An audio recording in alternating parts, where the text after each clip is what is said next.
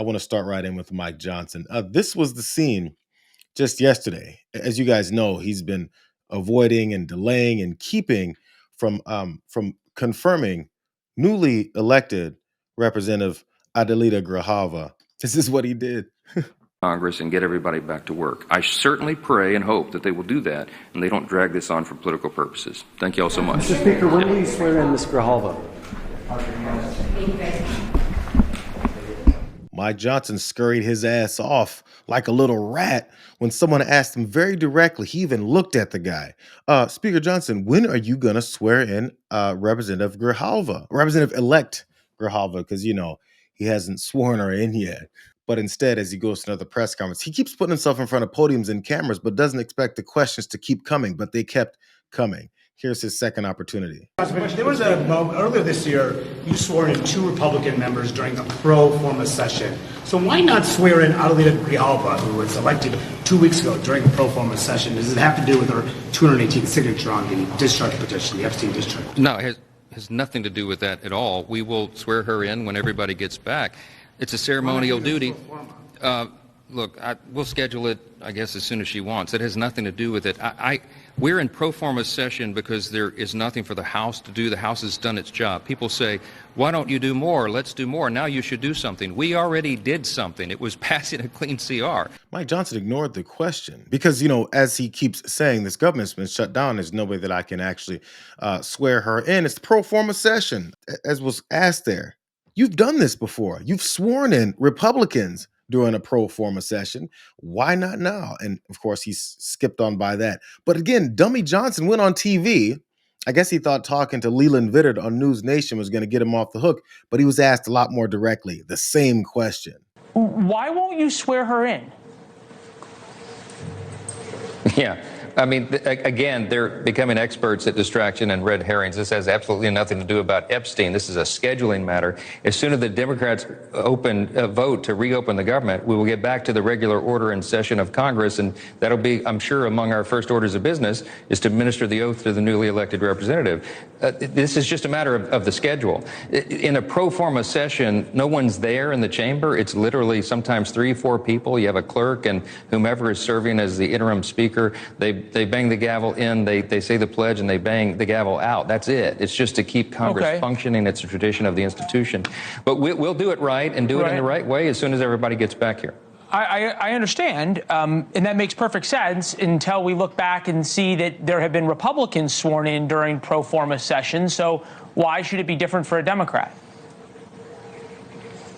The great question.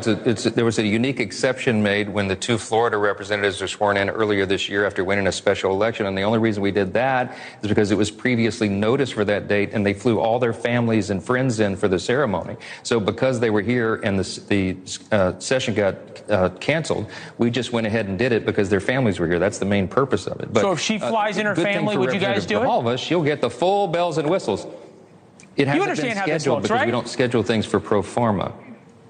No, but they're trying to make an issue out of nothing. I've looked forward to welcoming her. She's congratulated for having won her father's seat. He served a long time. She'll have a great career.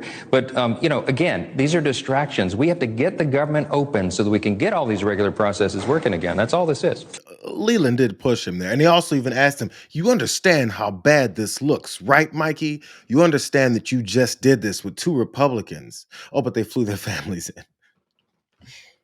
It looks really bad. And everybody knows why. There's no explaining this away. Again, the hope is to move on from this disaster and on to the next disaster before then people ask you about that next disaster so that you can move on to that next disaster. That's the plan. That's what they've been just kind of spinning their wheels and hoping that the time will just pass long enough for people to forget. But bro, you guys went hardcore on this. But still, Jim Jordan's dumbass. I don't know why they dispatch the dumbest people to go and try and lie when they're really, really bad at it. He tried the same line. I'm not sure. Do they not have text messages? Do they not have phones? Can Mike Johnson not walk out of that interview and say, hey, Jim, abort mission. Jim, hey, dummy, hey, abort mission. It's not working. Even Leland Vittert didn't buy it. You're here on Capitol Hill tonight. A lot of your colleagues are not because you're not in session. And Speaker Johnson has said he's not bringing y'all back until there's an agreement to reopen the government. Is it clear to you why Speaker Johnson has not sworn in the new member, Adelita Grijalva, yet? Because we're not in session. It's typically done when we're all there. It's a special thing. The individual the new member gives a speech in front of Congress, sworn in by the Speaker of the House, introduced by colleagues from their delegation. That's how I've been here 19 years. It's always been done that way. So that's nothing out of the ordinary. The reason we're not here is because we've done our work. We've passed the bill that funds the government again at the levels Chuck Schumer agreed to, and now he won't support it because this debate is Chuck Schumer can pick common sense or he can pick the left and AOC. And right now he's picking the left and AOC after he picked common sense 6 months ago. Plain and simple, and I think the American people understand that. So you're saying because it's a pro forma session, that's why? Yeah, because there's two people on the floor, or whatever. But normally it's done in front of the full House. That new member in a special election gets, I think, in some ways, a kind of a neat experience where they get to talk to the House their first day getting sworn in, and that's happened every single time that I can recall with any new member elected in a special in the middle of a congressional session. But a couple months ago, he swore in Jimmy Petronis and Randy Fine in a pro forma session.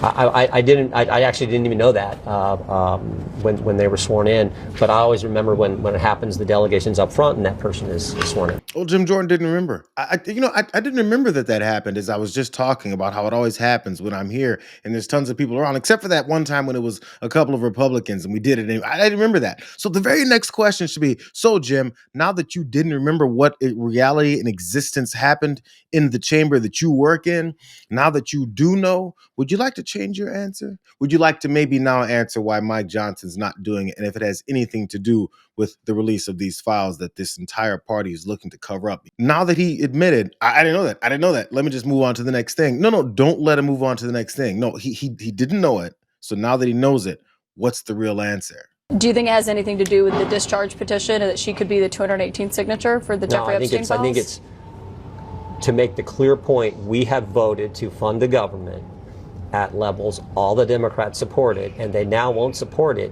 because they're bringing up an issue that frankly was not even part of the campaign last year. I don't remember anyone saying, oh my goodness, we got to deal with the enhanced premium tax credit in Obamacare, and if we don't, it wasn't even part of the campaign last year. Well, do you think that was because it was over a year before it expired? No, I heard you say that earlier. No, I mean, I know a lot of the issues that were central to the campaign. Security of the border was central. Making sure taxes didn't go up. The record tax increase that would have happened if we didn't extend the tax cuts. I think dealing with the school choice, I think all those were front and center in the campaign.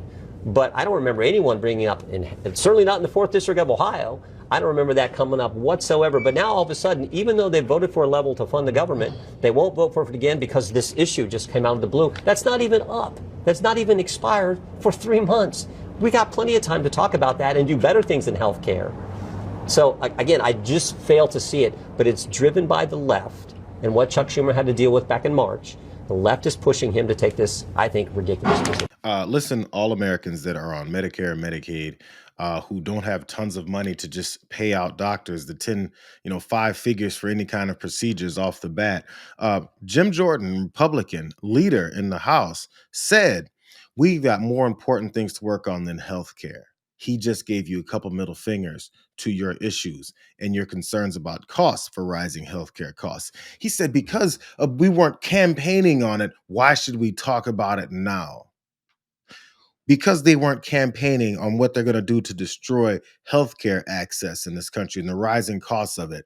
Now, why would we ever talk? We got 3 months to ignore your ass on this. Why don't we just get this going so that hopefully you guys will forget about it? And by the way, if Democrats actually fold on this and then say, okay, fine, swear in Adelita Grijalva over this, and then they still don't do anything regarding those Epstein files, and Mike Johnson was still trying to find another way to keep this vote from ever happening, they'll go back to saying, well, we're working on the most important things in the country right now, which is invasions of cities. It'll shift to the next issue and the next issue and the next issue. And they'll claim it's because he has this mandate from the American people. Here's Adelita Grijalva, the very woman that they're trying to keep out so that she won't vote in favor of releasing information that this Republican Party, speaking of running on something, ran on real hardcore to release. Is there any information that you understand to be holding this up other than your 218th vote on the discharge petition for the Epstein files? I really had consistently in my life tried to come up with what is the most plausible reason? Yeah. Not, conspiracy theory, because that sort of came out really early on. But this is really the only thing I can point to, and perhaps this time is giving Speaker Johnson an opportunity to try to lobby the other 4 Republicans who have signed on to try to convince them to take their name off. That's the only thing I can think of, because the only people losing out here are the constituents from Arizona CD7 who elected me to do a job, and Speaker Johnson is now allowing me to do that. I hadn't actually thought about that angle. I mean, this Adelita Grijalva, she might be a good congressperson. So potentially, I'm not sure if that's what it is, and I'm not sure if he can actually pull that off. But she wonders if Mike Johnson's trying to convince those 4 Republicans that already signed on to maybe take one name off. So maybe he's working on them, but I honestly, I don't see that happening in their favor. I'm not sure if you guys saw this yesterday, but I want to show you the extreme nature and the reasons why Mike Johnson walks off when someone asks him, changes the subject when they say you've done this already, leads it to Jim Jordan saying the same thing. It's because Pam Bondi, in this hearing yesterday, this oversight hearing, when asked by a bunch of Democratic senators about what she's seen in these files that, again, Mike Johnson doesn't want any voting on to release more of. This is just a small portion of the things that they're already hiding, let alone the stuff that we haven't seen or heard about yet. Let me ask you something else. There's been public reporting that Jeffrey Epstein showed people photos of President Trump with half-naked young women.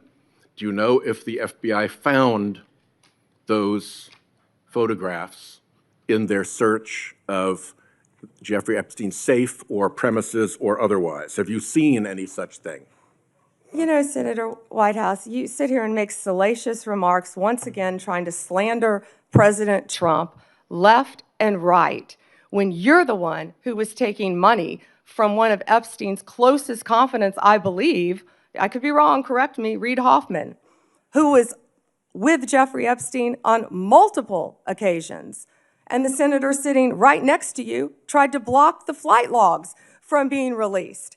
Yet you're grilling me on President Trump and some photograph with Epstein? Come on. The question is, did the FBI find those photographs that have been discussed publicly by a witness who claimed Jeffrey Epstein showed them to him?